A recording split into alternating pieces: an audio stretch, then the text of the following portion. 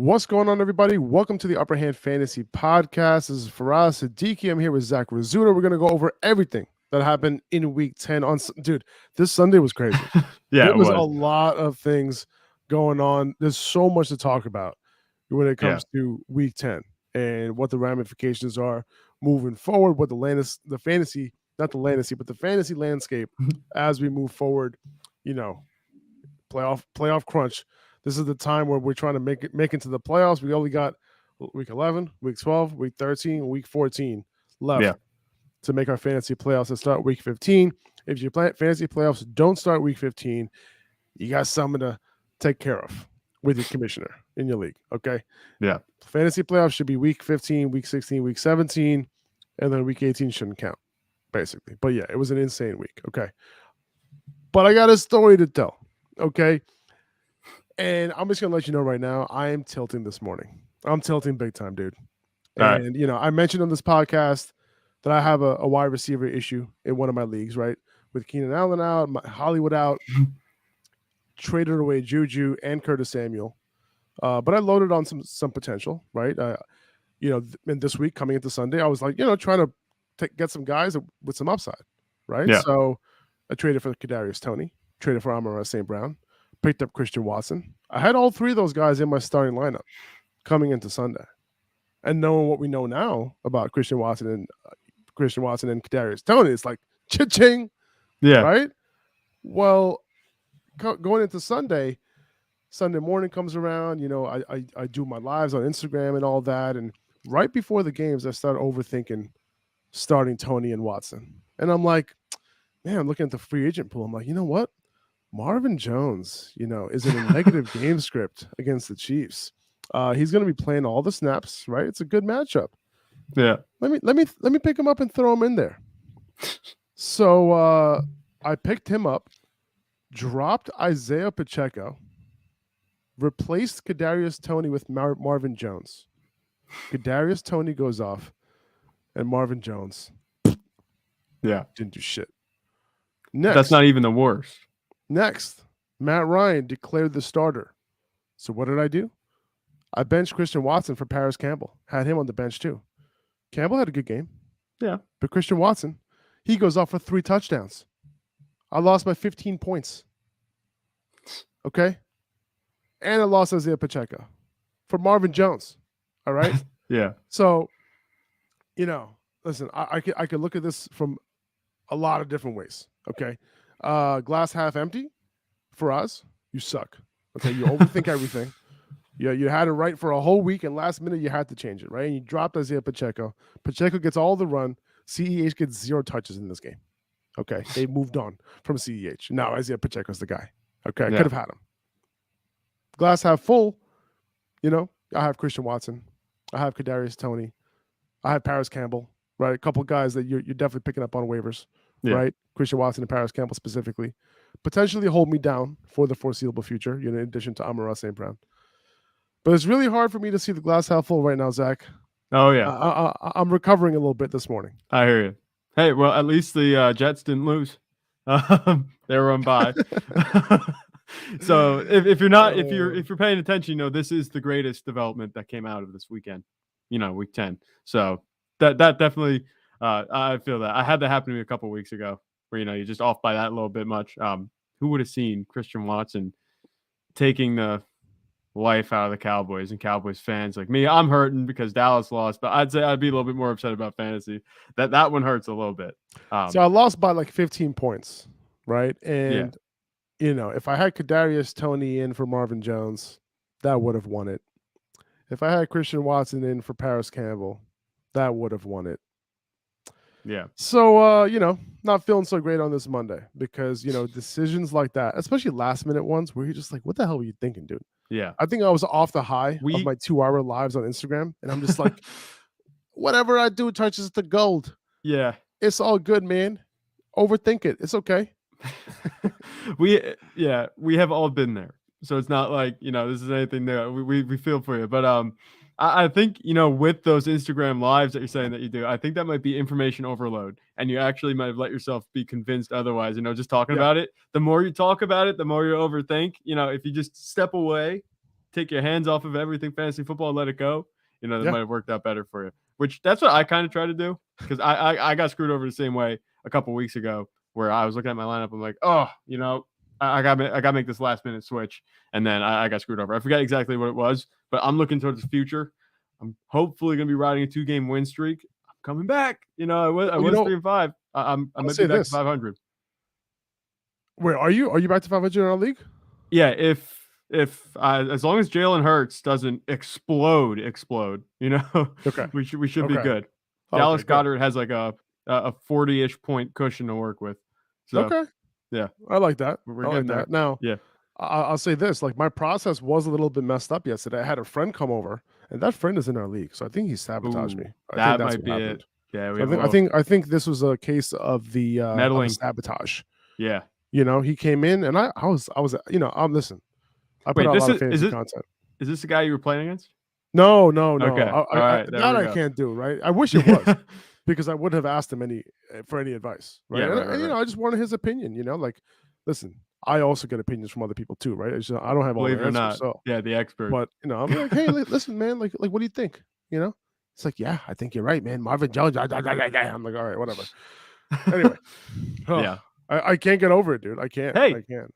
It's too bad you didn't pick up Zay Jones, or have Zay Jones to start him. He actually had Zay Jones was available. I would have picked him up, and he had a decent day. The wrong Jones brother. I know they're not brothers, right? They're not brothers. Boy. They're not brothers. Yeah. Brothers. But 2 Jones. All right. Anyway, all right. Let's move on. Here we go. All right. Let's move on. Time to talk about what you came here for. All right, let's get it going, man. So we'll get into all the injuries. We'll get into everything that happened on Sunday. But let's start with the not the London game, but the Germany game. Okay. Yeah. Rachaad White ends up starting the game for the Bucks. He leads them in rushing, 22 carries, 105 yards. He was an every down back for that first drive. Then they him and Fournette kind of rotated, on a drive-by-drive basis. And then Fournette got hurt in the middle of the third quarter with that hip injury. He has a hip pointer injury, nothing too serious. He could be back. They have a bye this week. He could be back the week after. But Fournette, obviously had a bunch of rushes as well. And then he got the touchdown too before he got hurt. But this is a very interesting situation because we heard rumblings of Rachaad White kind of getting some more run. He ended up starting the game. He looked good in this game. He broke off a couple big runs, and Tom Brady was pretty excited. He showed some visible excitement for Rachaad White. Fournette also threw that interception to Tom Brady and one of the most amazing looking plays you're ever going to see. Yeah. Tom Brady was like literally out on a route, and if you call it that, slipped, and the defender picked it off. Hilarious. But this backfield is interesting, man. It's getting to the point where this is probably going to be a 50-50 split, at the very least moving forward. Or you're going to have a 1A, 1B situation, but you might not be able to know who's going to be the 1A and who's going to be the 1B, on a week-to-week basis. But for now, if you have Rachaad White, things are looking pretty good because you're going to potentially be able to start him moving forward. Yeah, definitely. And with Leonard Fournette, the injury, I'm not sure how bad that's going to be, or what that's going to look like long term. But any injury, to Leonard Fournette is only going to feed Rachaad White more carries. And we've talked about Rachaad White. He's been on our waiver show every single week, and we said, pick up Rachaad White. This is your weekly reminder to pick up Rachaad White. Hopefully you did, because at this point now it looks like he might be in line for more work. And he looked good. He didn't have any receptions, which was kind of disappointing, for me. But as far as him carrying the ball on the ground, he looked explosive, very good. I think that he showed the upside that he has. He will have a higher ceiling once the receiving work comes. The Buccaneers were in control for most of the day, so they didn't have to, push the envelope too much. Rachaad White was just, doing the dirty work between the tackles and picking up the yards and running out the clock. But he showed that he is, a high-end talent behind Leonard Fournette. And if Leonard Fournette can't go next week, Rachaad White, he might be a really nice play. And then going back to what you said about Tom Brady, I don't know if you saw the tweet that he put out afterwards, because if I don't slip on that route, quote unquote, that's Randy Moss over the top. I didn't see that. I didn't see it. I did see Fournette tweet out a picture of him throwing the ball saying QB2. And everyone's just like, dude, you threw a pick. Like, yeah. Hello. Trying to be Christian McCaffrey.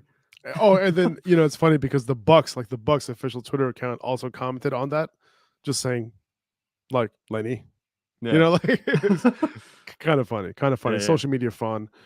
But going forward, you might be able to start Rachaad White, as like an RB2. The options, are in terms of like what the range of outcomes are going to be. Like it's all over the place in terms of this backfield. But you might have two starting options here. Rachaad White did run a route on 50% of dropbacks. He didn't receive a target in this game, but the 50% of dropbacks is legit. With Tom Brady, he's known to check it down a little bit. So we could see those days ahead for him. Yeah. So if you have White, you're feeling good. If you have Fournette, you're not feeling as good. Yeah. And even before the injury to Leonard Fournette, Rachaad White, you said there were rumblings that he was coming up and he was gaining a little momentum. This is only going to help Rachaad White to get some more touches and more time in his backfield. Very good news for Rachaad White. Leonard Fournette, I keep clinging on to the fact that, he's doing all right.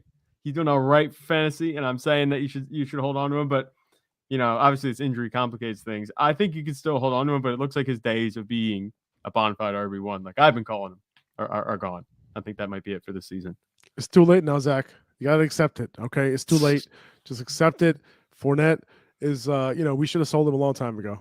That's what it really comes down to. Because he has that. He always had that RB1 type of tag, next to him, and he was like declared an RB1, and not anymore. Unfortunately, there's too many good running backs now, to be honest. Yeah. All right, let's move forward to the Bills-Vikings game. What a game, dude! This was one of the best games I've seen in a while. Like I would say, probably like a top 20 game for me ever.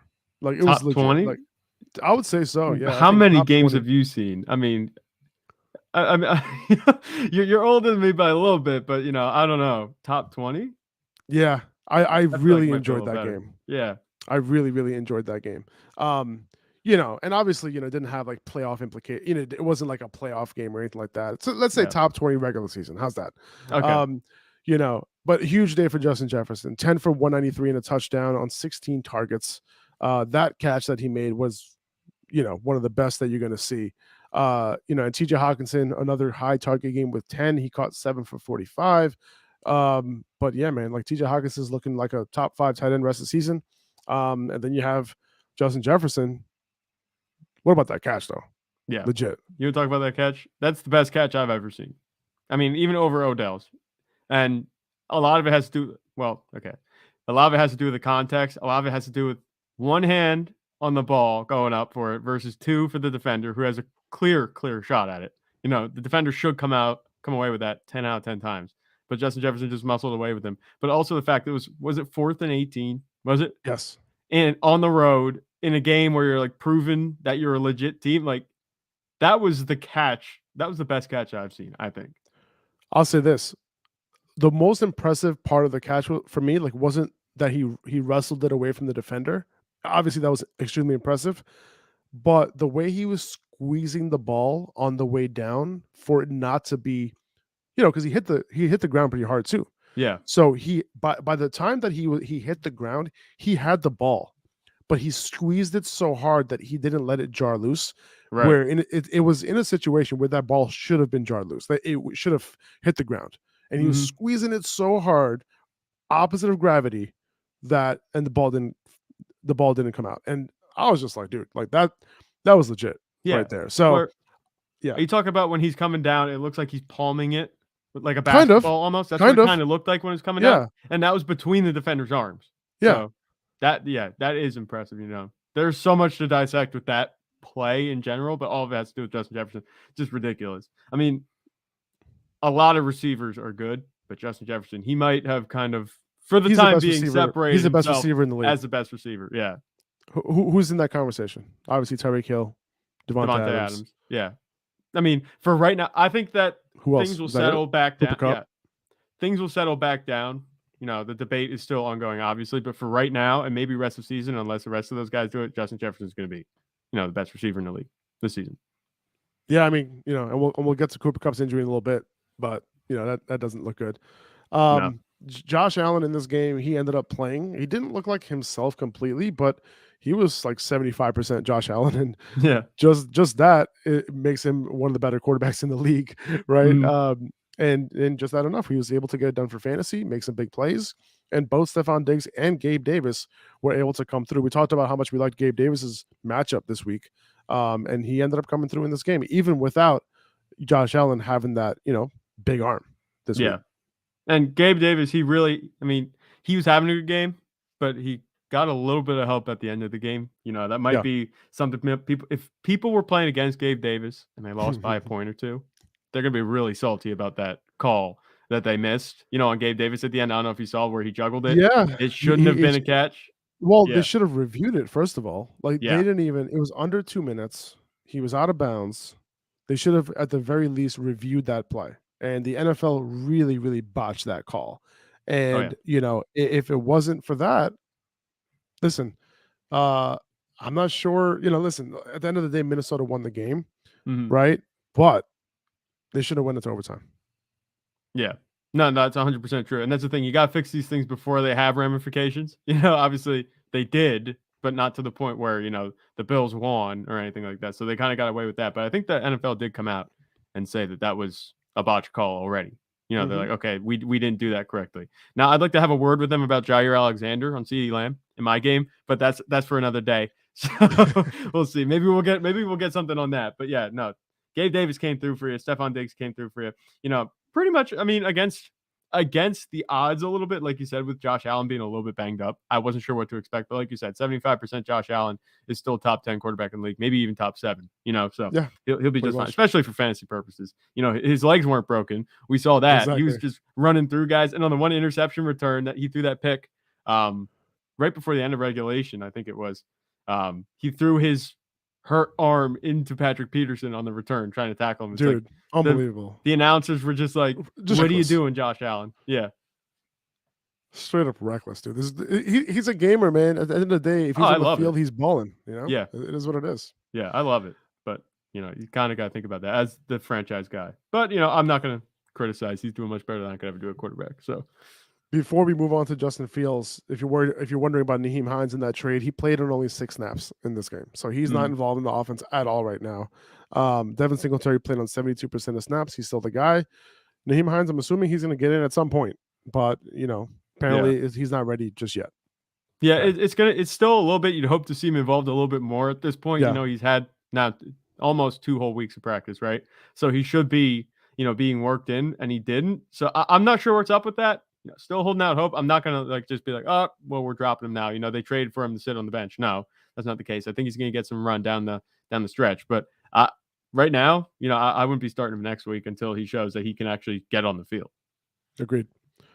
Another huge game for Justin Fields. Like, he has arrived from a fantasy standpoint. Like, there's Josh Allen, Patrick Mahomes, and Justin Fields right now. There aren't any quarterbacks you'd rather start than these 3. Am I wrong? No, none. And I'd argue that Justin Fields has looked the best and the most dynamic, the past 2-3 weeks, even over the other 2. I mean, Josh Allen is Josh Allen. For sure. Maybe but not. Like, obviously, for the rest of the season, though, like, is there another quarterback besides these 3 that you'd rather have? No, not at all. And the way Justin Fields is producing, it's ridiculous. It's Lamar Jackson-esque, He's just Lamar. He is running the ball like a ridiculous amount, 2 straight games now of 145 plus yards on the ground, and then 3 total rush touchdowns over that span. 2 rush touchdowns of over 60 yards over these past 2 weeks, 1 in each game, and just ridiculousness from Justin Fields. This is the upside we were hoping for, and it's a bit ironic. It sucks that they're losing these games, but it's also great because that means it's a close game the whole way, and he's going to be playing the whole time. Yeah. The game script has been perfect. That was a good game too.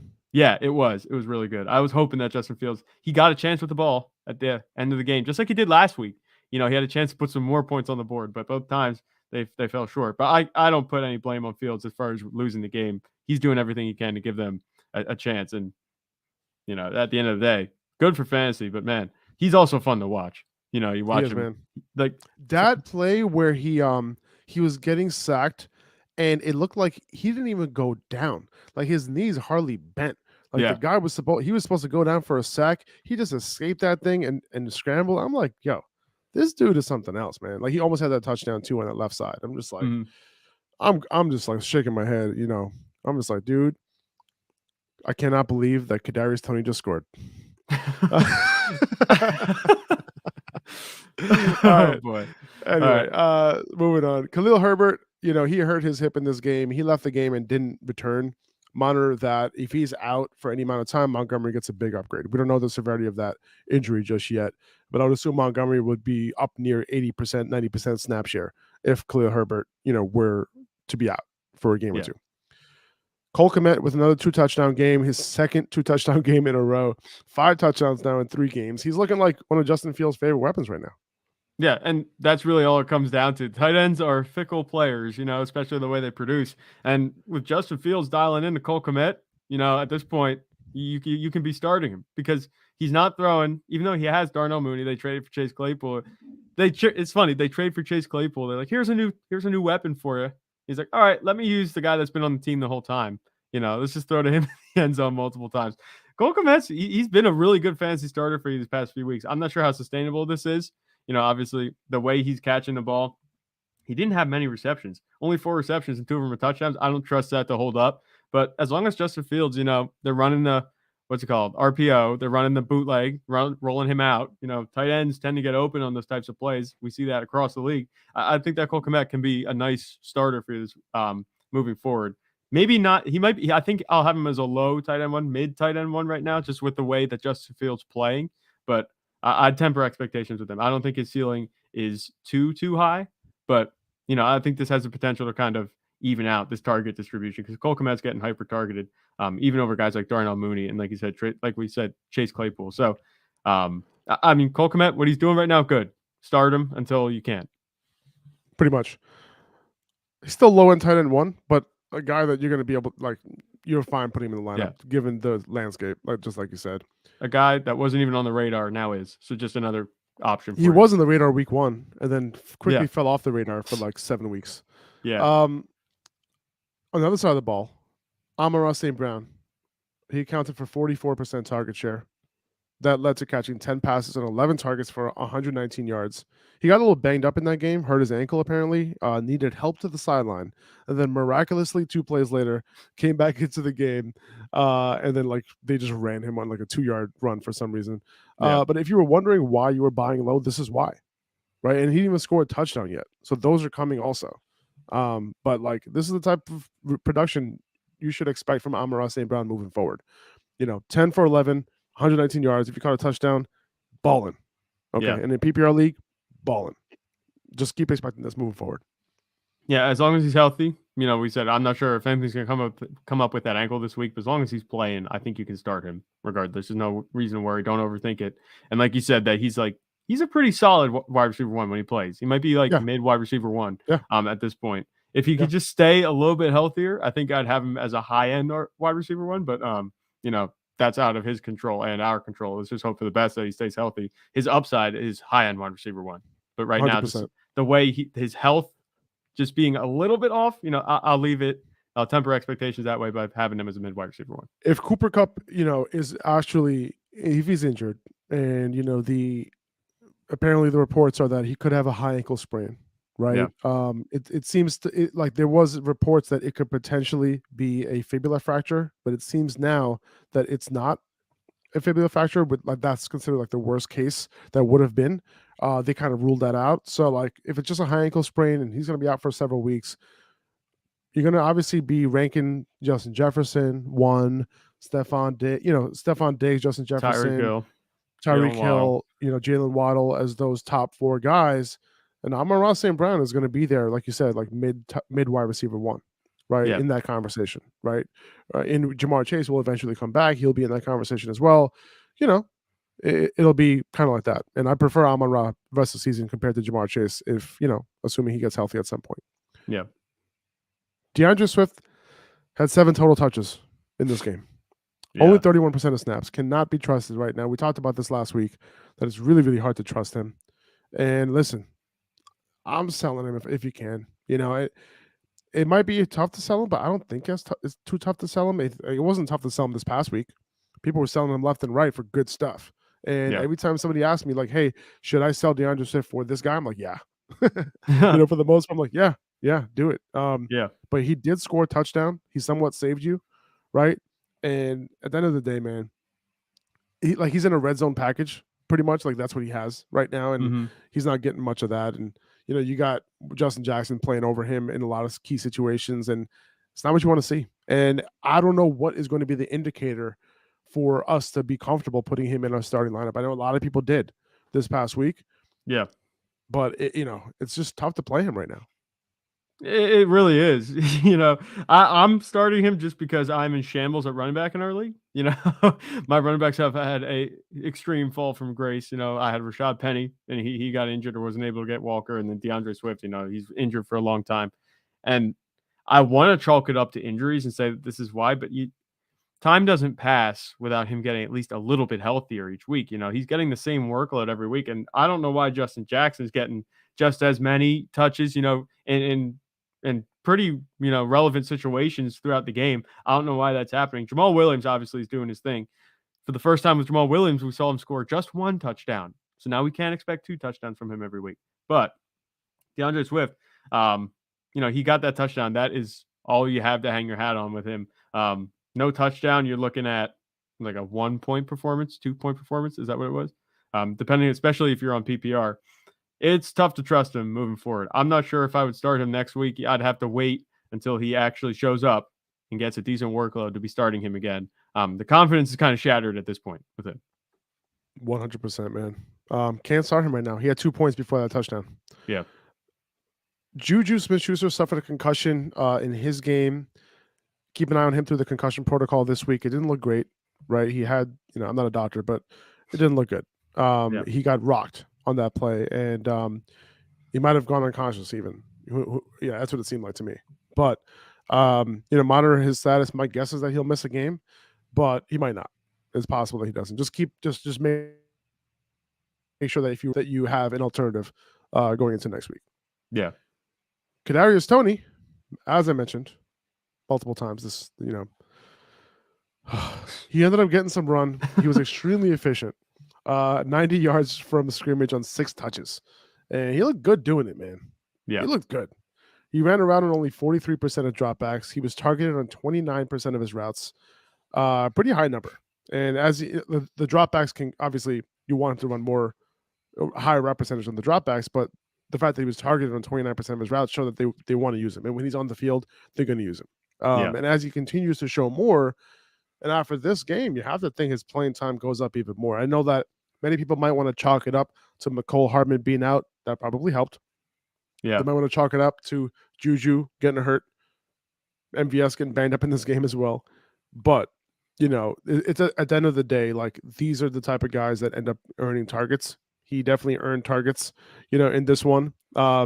He even faked a hamstring injury going into the end zone, which is absolutely hilarious. Yeah. Trolling the Giants on that one. But that other grab that he had, pretty much double covered. He had 2 defenders draped on him. Patrick Mahomes throws it to him on the sideline. He goes up and gets it.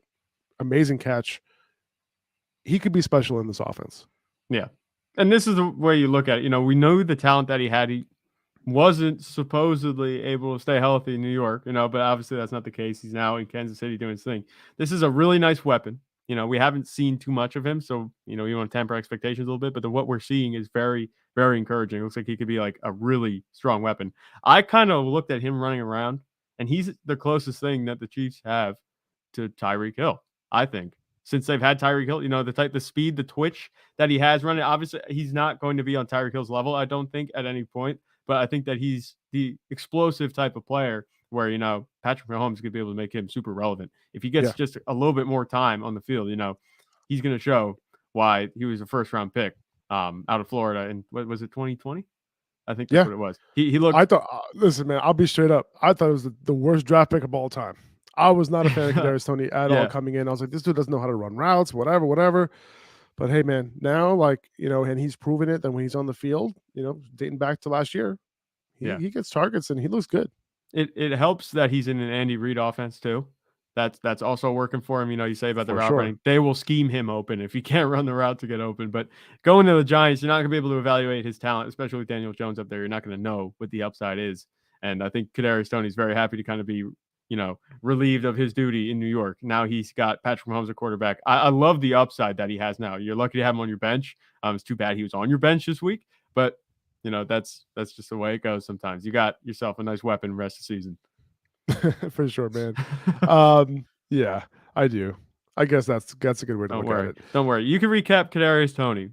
If you're gonna make me recap Christian Watson, it's gonna make me really sad. Well, another guy that I don't want to recap right now because I dropped him Sunday morning was Isaiah Pacheco. He led the backfield for 16 carries to 0 for Clyde Edwards-Helaire. Seems like there has been a drastic change at this point with Clyde Edwards-Helaire getting no touches in this game, even though he seemed completely healthy. It was basically a two-man backfield. Pacheco being the early down guy and McKinnon being the passing down guy. And Pacheco outsnapped CEH 35-4.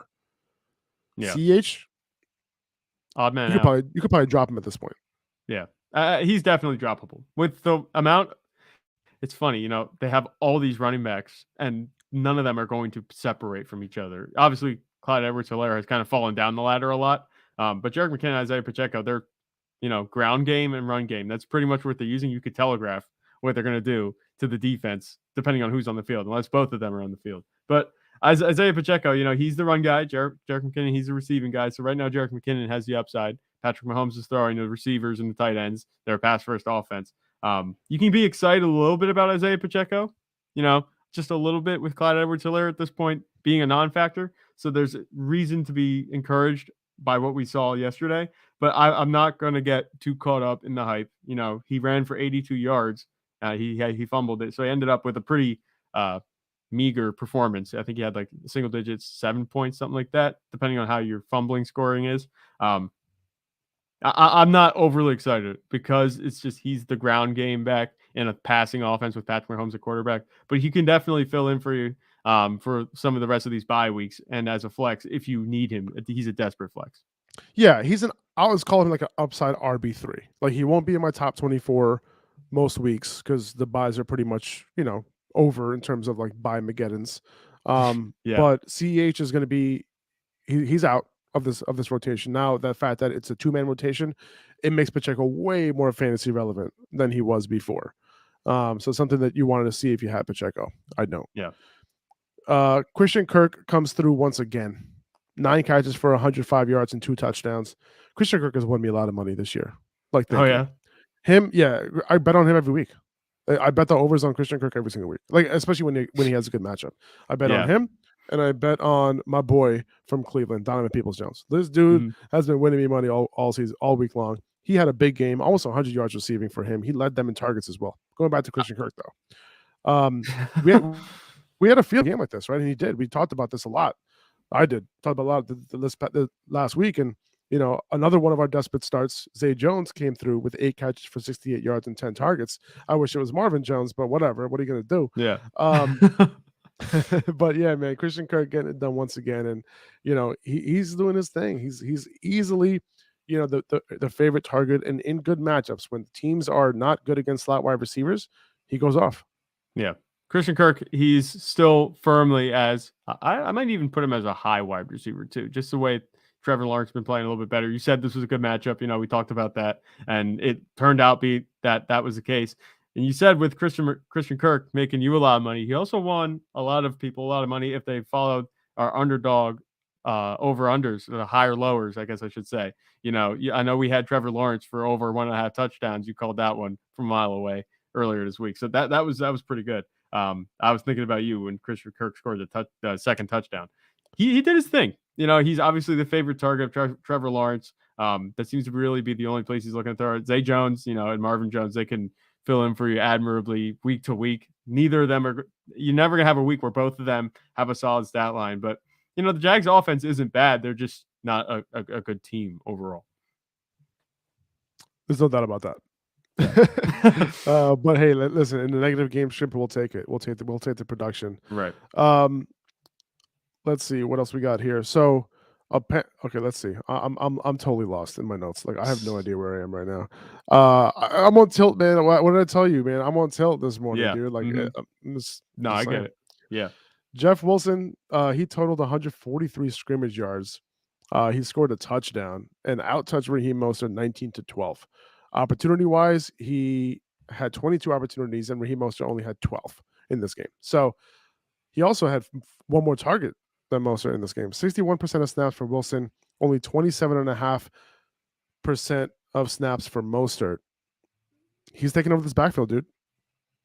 It looks like it. I don't want to say that it's a complete takeover, but he's definitely made headway. Like I said, like this headline says right here. He's clearly the better back right now. I think that the youth, you can see it on him compared to Raheem Mostert. Raheem Mostert is still good, but Jeff Wilson, he is fast, he's explosive, and it looks like he's better in Miami than he was in San Francisco. The way they used him, I know we were just talking about how this Dolphins offense was going to be pass first. These guys might not be too relevant, and they proceed to turn around and give them both a bunch of carries. They both get rushing touchdowns, like just to spite us. We were talking about the Dolphins offense being pass first, but Jeff Wilson, he's looking like he's actually a good starter, and Raheem Mostert can be a flex player for you if you need it. But Jeff Wilson, I think he might have entered RB2 territory with that performance. Jeff Wilson is an RB2 rest of season. Raheem Mostert is a upside flex play, but if you can, I would try and sell Mostert in a package right now because his performance in this week was a little fluky. Only 27% of snaps. He's not going to have this type of performance. I think he scored like 18 PPR fantasy points or something like that. So I wouldn't expect this moving forward. Tyreek Hill and Jalen Waddle both had considerably down days given their standards, and the production ended up going the running back's way. So Jeff Wilson, the fact that he is the guy, the clear 1A in this backfield, I would move Mostert while you can. Yeah. He had over 8 yards a carry, Mostert did. So I'm not sure how often that's going to happen. Only 8 carries, like you said. It might be, I think it's overproduction at this point. And like you said, Tyreek Hill and Jalen Waddle were really quiet by their own standards. I'm not expecting touchdowns going to be this distributed. But Tua still had a good day. So that's worth noting. Yeah, absolutely. I mean, who caught the touchdowns? I saw Trent Sherfield catch a touchdown. So that one was a little bit, interesting to see.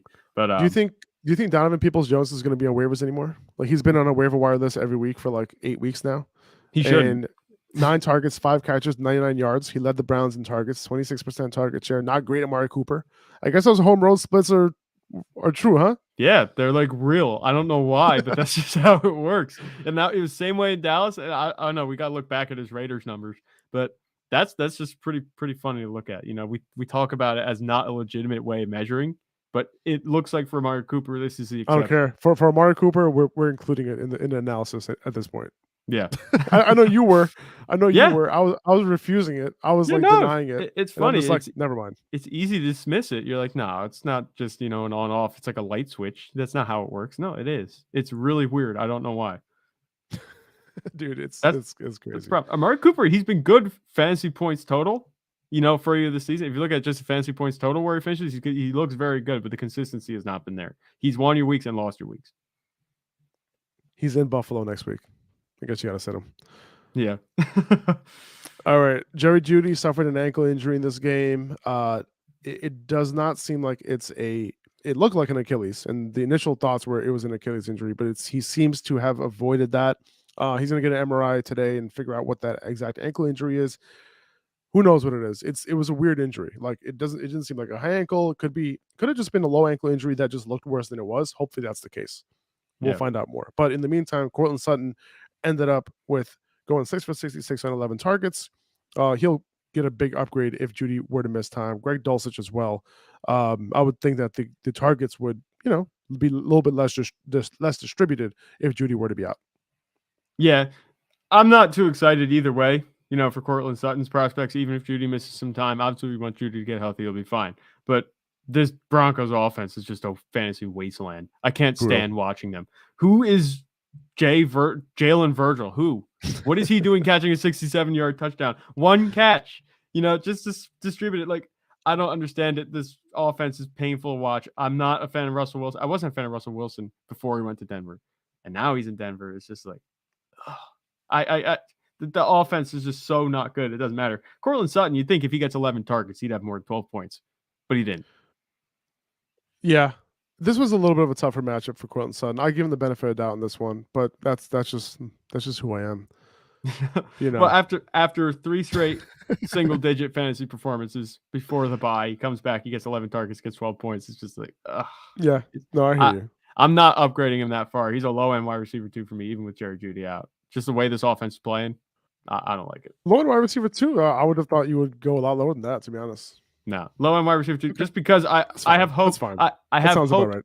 Yeah, I have hope in Cortland Sutton. The talent is there. I know it is. It's just Russell Wilson's been throwing to Jalen Virgil. Like, I don't know what that's about. Kendall Hinton had 4 catches this game. Made no sense. I don't know what's happening. Greg Dulcich, he was supposed to have a good game. He didn't. It's so all over the place week to week. It fluctuates. I can't stand it. Guess who's Bizak? Jonathan Taylor. Big game. Exactly what we've been waiting for.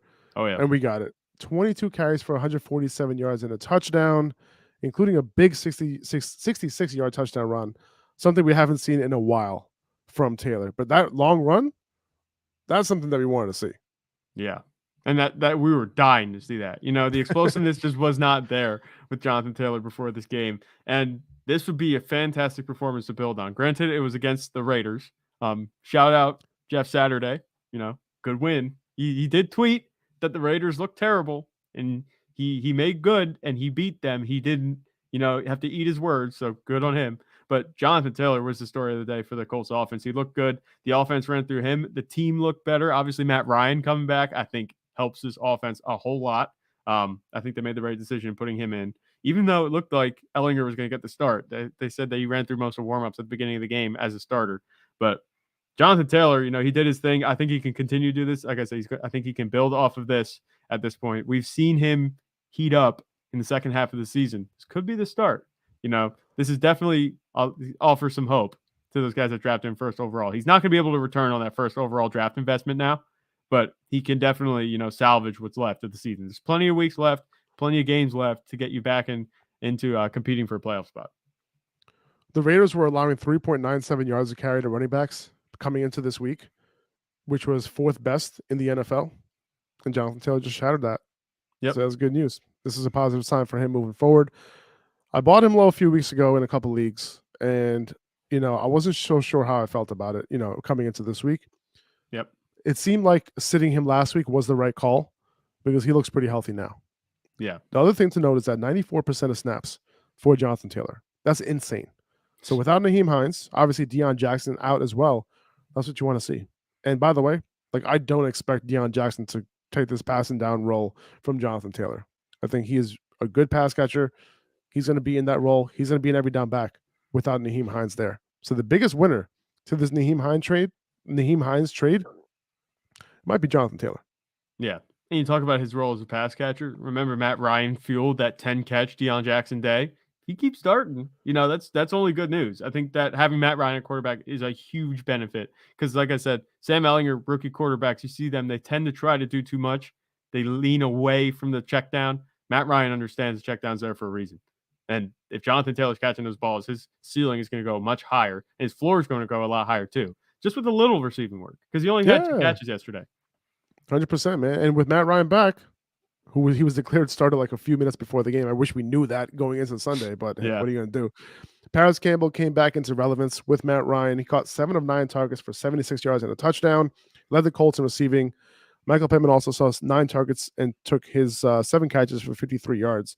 But Parris Campbell, man, with Matt Ryan over his last 3 games, averaging more than 20 PPR fantasy points per game. He caught a touchdown in all 3 of those games. He's looking like somebody who could have some serious. Listen, I'm a Parris Campbell truther, right, Zach? You knew it. Oh, yeah. I know you are. I remember this comment from you, okay? When I picked up Parris Campbell randomly in week 4 or something stupid, way before he was relevant. And then you were like, dude, it's not going to happen. It ain't going to happen. Yeah. Because, obviously on Sleeper, right? You pick up a player, everybody gets alerted, in every little transaction. So he's like, it ain't going to happen. I'm like, Zach, I know. It ain't going to happen, but whatever. What are you going to do? It was a primetime game, so I picked him up just in case he popped off or something. Yeah. But, 5 weeks later, Parris Campbell actually became fantasy relevant, and he's putting up wide receiver 2 type of numbers right now. So I wouldn't rank him as a top 24 receiver the rest of the way, but with Matt Ryan, he's definitely in the top 36. Yeah, he's relevant where he wasn't before, especially with Sam Ellinger. Just things look so much. It's funny that I was really just not enamored with the idea of Matt Ryan starting a couple weeks ago, but now that he's back, it's just man, yeah, he should be starting. It's weird.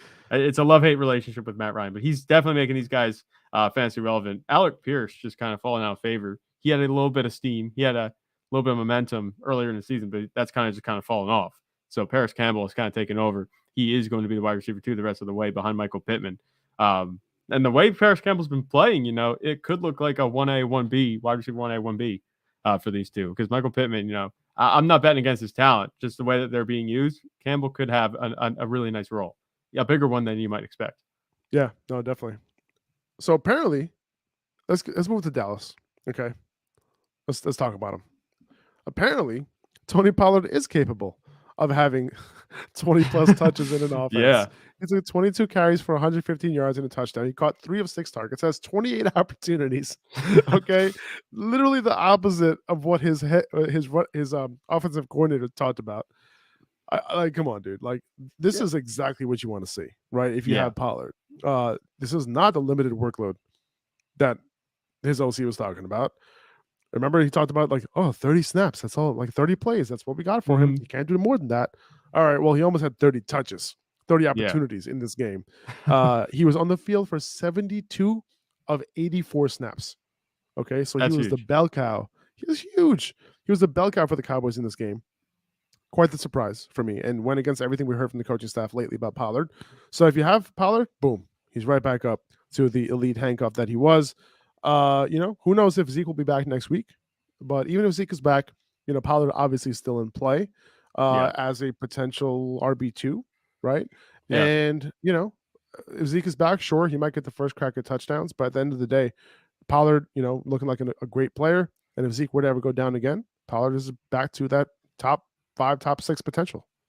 Yeah, I feel like the momentum has to be swinging towards Tony Pollard at this point. The question was about whether he could handle the workload. He just proved it. Granted, they went in overtime. So he got a little bit of extra time to register those touches. But we just talked about in the episode, I think last week, the rankings episode, I said that, Pollard hasn't cracked the 16 opportunities threshold this whole season. Well, he just crushed it.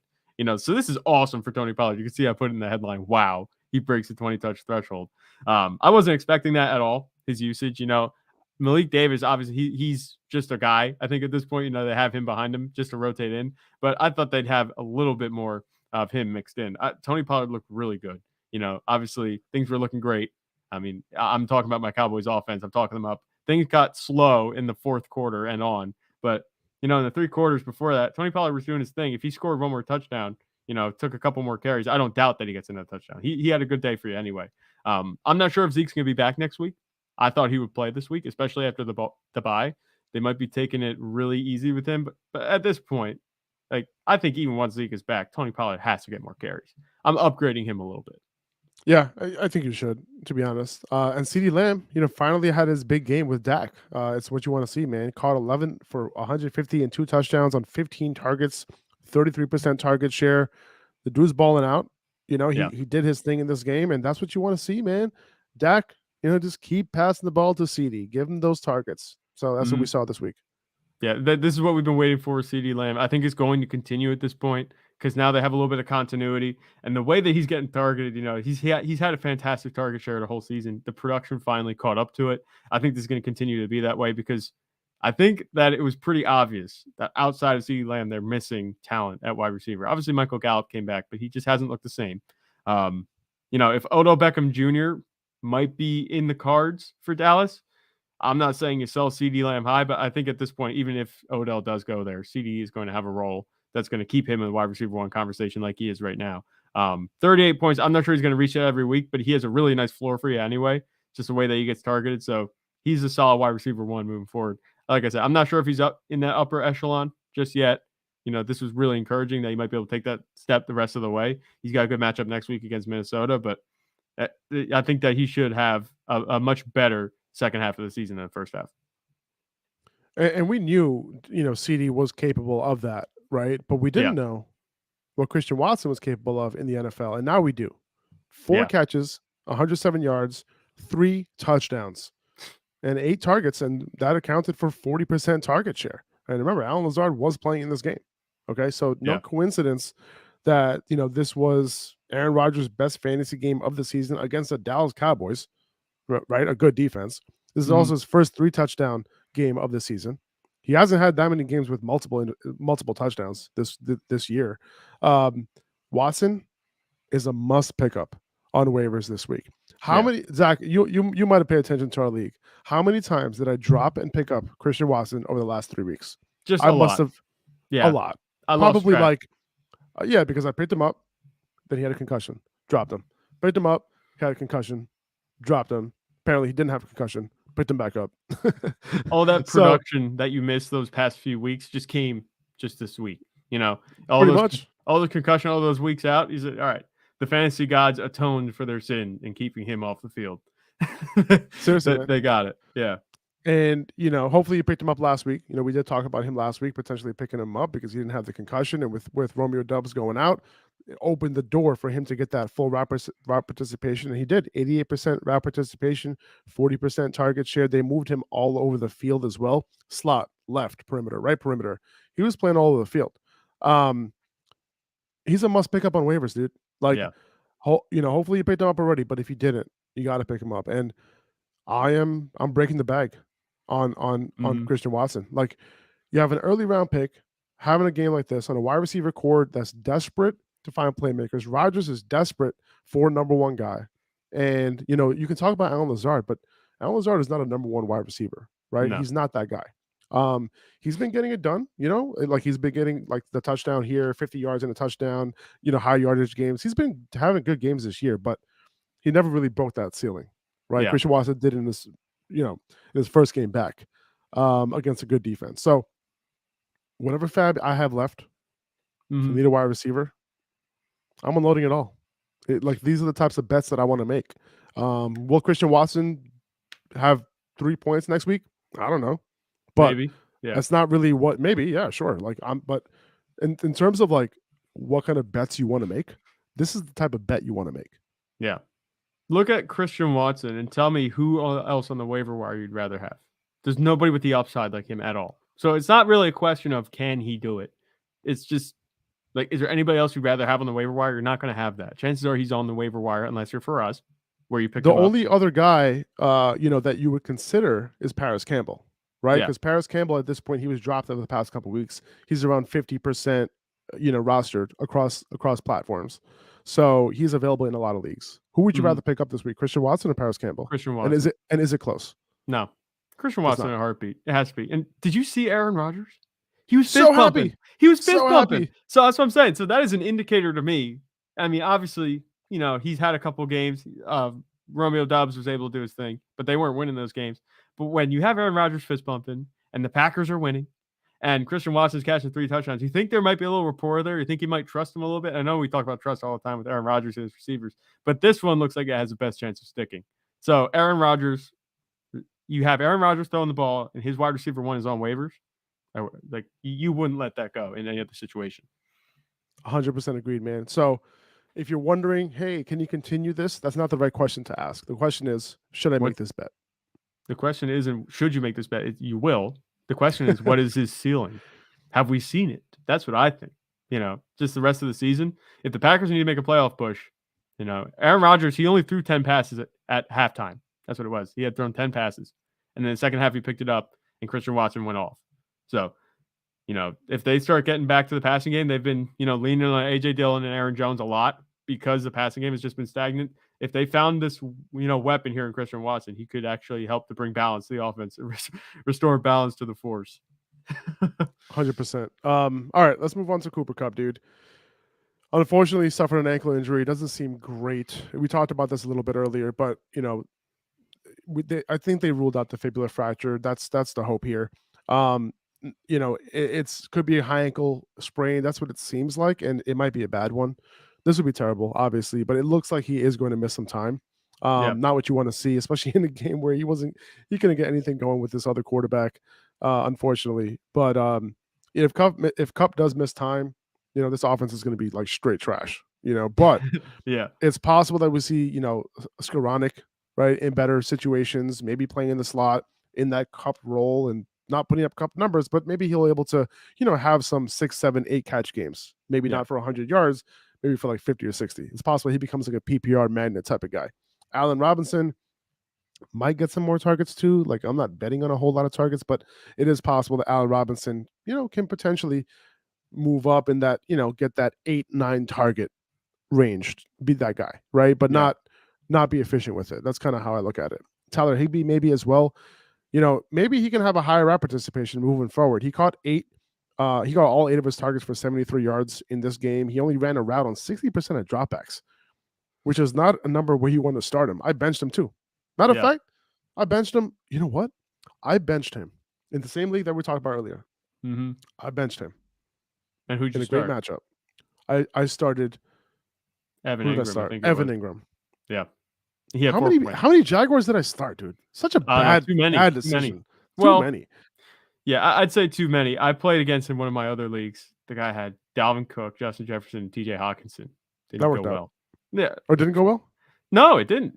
Justin Jefferson had 35. Dalvin Cook had 23. TJ Hawkinson, he had what, 14? Oh, it didn't go well for you. Oh, no. Yeah, no. I played against it. I was like, it's one thing to load up on Vikings. Yeah. It's another thing to load up on the Jaguars. You know what I'm saying? I guess that's true. Yeah, I hear not so great. Not a great idea. If I played Tyler Higbee, I probably would have won that game. But let's move back. Enough about me. Yeah. He only played 60% of dropbacks is not a number that you want to start a guy, but he was targeted on 33% of his routes. Okay, which is kind of insane. Not something that's sustainable. But there's a chance that route participation goes up now. If Kupp is out for a while, they don't really have that many targets. And they might have to depend on Higbee to catch some balls and not block as much as he was. Yeah. And Van Jefferson came back. He had the touchdown. But he's another weapon that they've had. He's been there a little while. He might have a little run, once Matthew Stafford comes back. I'm not overly excited about any of these Rams pass catchers in the first place. Cooper Kupp was the offense, and now that he's out, I'm not sure what this is going to look like. Ben Skoranek can do his best Cooper Kupp impression. He looks like his stunt double out there, but he really does. I'm not sure. I'm not betting on that. If there's any receivers I think that's going to be relevant, it'd have to be Allen Robinson. Outside of that, what? I don't know why you got me cracking up on the stunt double joke. That's what he looks like. It's hard to hold it in. It's so true because every time he's number 18, right? Yes, it's just ironic. Yeah, every time he catches the ball, I feel like it is Cooper Kupp. So while I was watching the game, I'm like, wow, Kupp's having a great game. But no, it was Skoranek getting targeted. Yeah, look at that target share. Cooper Kupp's getting Ben Skoranek 7 targets. It's like, man, I don't know. He's been there a while too. They've used him behind Cooper Kupp. It's going to be interesting to see because Cooper Kupp has he's played the majority of the games, these past few years. We don't know what this receiving core looks like without Cooper Kupp in it. I don't think, like I said, anybody's going to jump out and dominate target share, but there's a chance you could have new relevance in terms of fantasy receivers. None of them have the upside Cooper Kupp has. None of them have the floor Cooper Kupp had. I think that the best that you can see here is maybe a mid wide receiver 2 if Allen Robinson can get things going. Outside of that, it's going to be wide receiver 2s and 3s all day. I feel like Allen Robinson probably won't even be a wide receiver 2. I doubt it. He'll probably be a wide receiver 3 at best. Kyren Williams made his debut. He was second in snap share behind Darrell Henderson, so I continue to stash him, through next week to see if his snap share grows. He was the passing down back. Only 1 carry for 9 yards, 3 catches for 30 yards, so 4 touches, 39 yards. Pretty efficient in a terrible offense. So, I would hold on because he could potentially, leap up to the 1A next week, maybe. Yeah. Zach Ertz hurt his knee in his game. They believe his ACL is intact, but he'll get an MRI today. It could be an MCL injury. We'll see, but it looks like he is going to be out for some time. Trey McBride played almost every snap after Ertz went out, so he'd be the guy to pick up off the waiver wire if you need a tight end. Just a reminder: McBride was the best tight end prospect from this year's draft. Maybe the best overall tight end from this draft. Dulcich, and you can argue that Dulcich and Isaiah Likely were better pass catchers, but the guy who won the award for the best tight end in college football, that was Trey McBride. Yeah. Christian McCaffrey. Let's talk about Christian McCaffrey real quick to close out the podcast. His usage with Elijah Mitchell back is not what CMC managers want to see. Mitchell led the backfield with 18 carries. I think leading the backfield is not a good statement. That's not really what happened in this game. But he did outperform McCaffrey on the ground. 18 carries for 89 yards. CMC had 14 carries for 38 yards, but caught 4 of 6 targets for 39. Not ideal. They both had 19 opportunities. Couple of notes on this, right? A little bit more context. CMC, he was still second in target share on this team. Brandon Ayuk had 21%. No, I'm sorry. CMC had 21%. So very solid for a running back. 66% of snaps for McCaffrey. He did run around on 77% of dropbacks, which is absolutely elite. right? So he's going to get Yeah. his targets every single week. To start the game, CMC was the guy. As this game was close, they were a little bit behind at times. CMC was a guy on the field. Later on, towards the end of the game, with the game script changing a little bit, it was Elijah Mitchell getting the carries, right? So at the end of the game, that's really when Elijah Mitchell was getting his carries. And Christian McCaffrey, they kind of I would say they limited him, in that game because they were like, you don't have to take these hits. That's how I saw it. It makes but still, sense. it makes sense from a football perspective, but this definitely hurts Christian McCaffrey's fantasy value.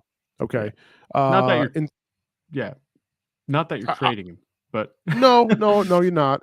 And I'm sure this backfield will evolve as we go, but it looks like we can't expect bell cow usage that we saw with CMC in Carolina, as long as Mitchell's healthy. Yeah. There were 7 goal line snaps for the 49ers. CMC had 5 of them. We obviously saw a goal line touch for Mitchell, near the end of that game. He failed to convert. But it does look like Mitchell has some standalone value in games that we think the 49ers should be winning in, because he is that early down complement to McCaffrey. But McCaffrey, as long as these games are close in the beginning of these games, he should be the guy on the field. Listen, you drafted McCaffrey to have that 35-point potential, right, in PPR leagues. With this, we might not see a whole lot of that, right? This is a good offense, good offensive line, all that. He's going to get his points, but I had him ranked as the RB1 this week. Yeah. Against the Chargers. He's not going to be ranked as an RB1 next week based on this usage, right? He might be ranked top 5, but he ain't going to be RB1 or RB2. This is uncharted territory for Christian McCaffrey. The whole time he's with the Panthers, he was the guy. Now he comes in the 49ers, and for the 2 weeks that he played, he was the guy. And now Elijah Mitchell's back. I think the 35-point potential is still there, but it's going to be really difficult to get there. He's going to have a really efficient day to get to that point. His floor is much lower, I think, at this point. His floor before was elite. I think it was like 20 points. For me, in my mind, I feel like he could score 20 points very easily. Elijah Mitchell getting all these carries. It's one thing if Elijah Mitchell gets 7 or 8 carries, 9 carries.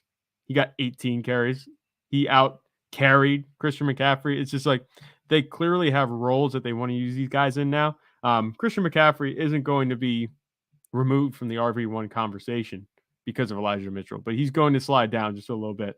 I'm going to give Christian McCaffrey the benefit of the doubt. I'm still going to rank him high, next week, because I'm not sure if Elijah Mitchell's going to be getting 18 carries every week. It's his first week back with Christian McCaffrey. We see this happen all the time where we overreact a little bit and then things settle back down to the way they should be. I think Christian McCaffrey could still, get the majority of the touches in the backfield. But if this becomes a trend and Elijah Mitchell continues to get 10 plus touches overall, it might be time to push Christian McCaffrey down.